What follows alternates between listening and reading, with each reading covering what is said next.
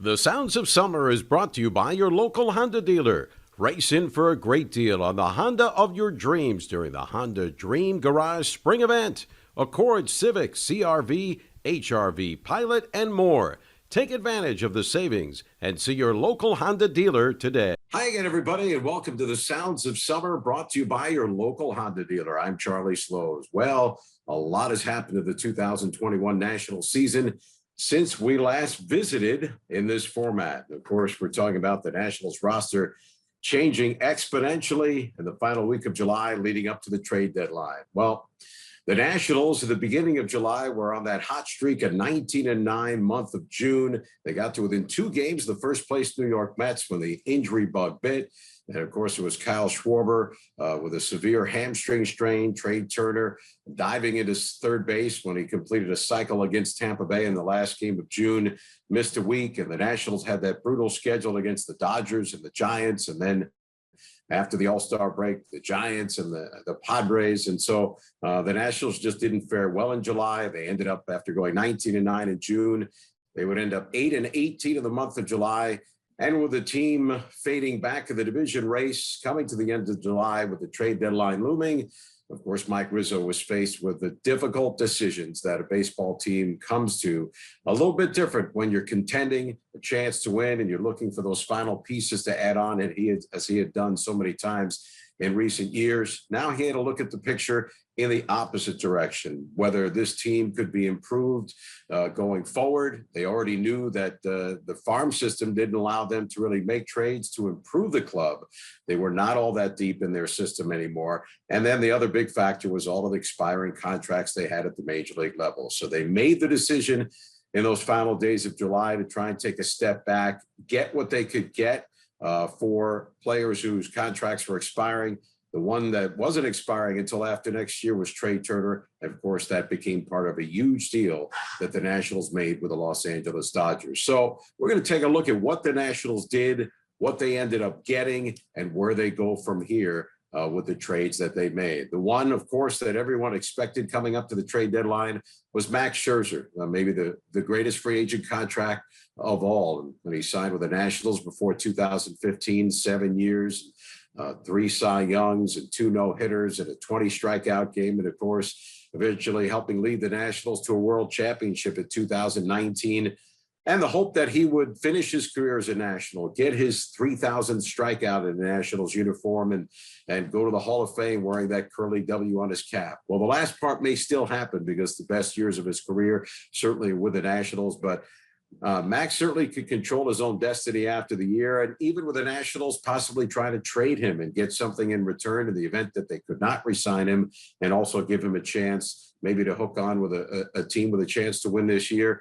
Max had 10 years of service time in the last 5 with the same club, allowing him to be able to veto any type of trade. So really, he was in the driver's seat as to where he wanted to go and then how much the Nationals could get in return. What they ended up doing with Trea Turner, also a free agent after next year, was to try and maximize the return. With Max being a rental player for this year, any team that would acquire Trea Turner would get him for this year's run for a championship and also next year. Now, I thought all along that Max would end up with the Dodgers because of their great depth of their club and in their farm system. And the possibility of Trea Turner was there, but I didn't see him going in the same deal with Max Scherzer to the Dodgers. But he did, and the Nationals were able to acquire the Dodgers' top prospects and catcher Keibert Ruiz and right-handed pitcher Josiah Gray, right-handed pitcher Gerardo Carrillo, and outfielder Donovan Casey in exchange for Max Scherzer and Trea Turner. Well, Ruiz has gone to AAA Syracuse to this point. He'd already been up with the Dodgers, already at a home run. He's a switch-hitting catcher with great offensive skills, and he projects to be a #1 catcher in the big leagues, who was certainly blocked with the Los Angeles Dodgers at this point. Josiah Gray also had been up in the big leagues with the Dodgers this year. Their top pitching prospect, and probably would have finished the year with them with the injuries that they've had, if not going out and trading with the Nationals and getting Max Scherzer.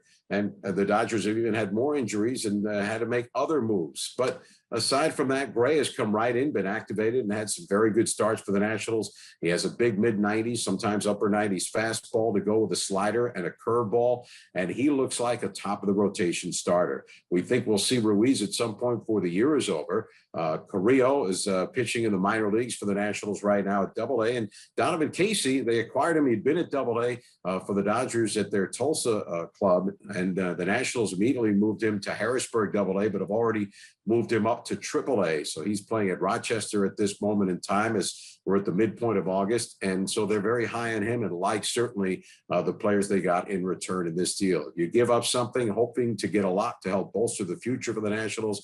And that's what they feel they did with this deal. But the Nationals weren't done there. They had other trades. Yan Gomes, an expiring contract at the end of the year. Josh Harrison on a one-year deal with the Nationals were both traded to the Oakland A's with cash considerations for right-handed pitcher Richard Gwash, Drew Millas, and a right-handed pitcher Seth Schumann, all from the Oakland A's. Gwash went to the Nationals after pitching at High A Lansing in the Oakland organization this year. And Milas, a number 13 prospect, a catcher in Oakland's system. The Nats acquired several catchers in their trade. He is a switch hitter as well, like Keibert Ruiz, and was a 7th-round pick in 2019 out of Missouri State. And Schumann was pitching at High A Lansing in the Oakland organization, and he comes into the National organization moving into A-ball at this point. So, again, they love Josh Harrison, a free agent at the end of the year. Wouldn't surprise me if the Nationals make a move to try and bring him back. Yan Gomes, at the age of 34, a chance to play on a winner with the Oakland A's. They loved him. He had a great year. It was a big part of the Nationals, really controlling the running game of opposing teams this year. His leadership certainly will be missed. But again, expiring contract. We'll see here what happens with Yan Gomes and where he might be at the end of the 2021 season. The Nationals also traded Kyle Schwarber while he was on the injured list with that hamstring strain, and he went to the Boston Red Sox for a right-hander, Aldo Ramirez. Ramirez was pitching at Low A Salem in the Boston organization. He was the Red Sox number 19 prospect, and he's a 6-foot, 180-pound right-hander, was signed out of the Mexican League at the age of 16 by the Red Sox in April of 2018. He's pitched in their farm system 3 years prior, and so the Nationals look for him to build for the future. Hi, this is Charlie Slows telling you to be confident in a new Honda. Enjoy the open road in a turbocharged sedan like the sophisticated Accord or the tech-savvy Civic with Apple CarPlay and Android Auto. Get rugged in an adventure-ready all-wheel drive SUV like the HR-V, CR-V, Pilot, or Passport with features like Honda Sensing, Magic Folding Seats, and 3 different driving modes. Now's the best time to buy. Don't miss your chance to get a great deal on your favorite Honda model. See your local Honda dealer today. Welcome back to the Sounds of Summer. I'm Charlie Slows. The Nationals begin a series in Milwaukee at the time we speak to you, right around the 19th of August. And what the season looks like the rest of the year for the Nationals, well, looking at Josiah Gray, pitch well every 5 days. The Nationals lost Joe Ross, what was a partial tear of the UCL. Fortunate to find out in the few days later that he would not need a second Tommy John surgery. We'll try and rehab that injury in hopes of being ready to start the season in the spring of 2022.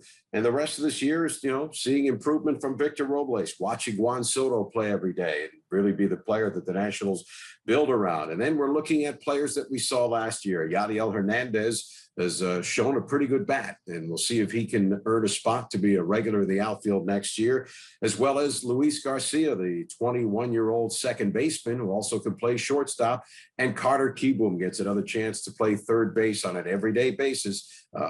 Garcia was probably deemed not ready to be in the big leagues at the time the Nationals gave him a chance last year with all of their injuries, up again this year because of the injuries. And then, of course, with the Nationals trades and Kieboom, well, he was the heir apparent a couple of years in a row to Anthony Rendon at third, but wasn't able to handle it. His bat has been better since his recent call-up, and now working on really improving at playing third base. And so these couple of months left in the season, a chance to see them every day. And we'll see what looms at the end of the year as Mike Rizzo will sit down with his staff and decide based on what the Nationals will look to do next year, whether they feel like they can add enough pieces to contend in 2022. But we're not done yet. We'll have more for you over the next couple of weeks. Here are the Sounds of Summer. I'm Charlie Slows, radio voice of the Nationals. Thanks for checking us out. Hey, it's Charlie Slows inviting you to check out The Sounds of Summer, my monthly recap of Washington baseball all summer long on 106.7 The Fan's YouTube page and social accounts. The Sounds of Summer is brought to you by your local Honda dealer.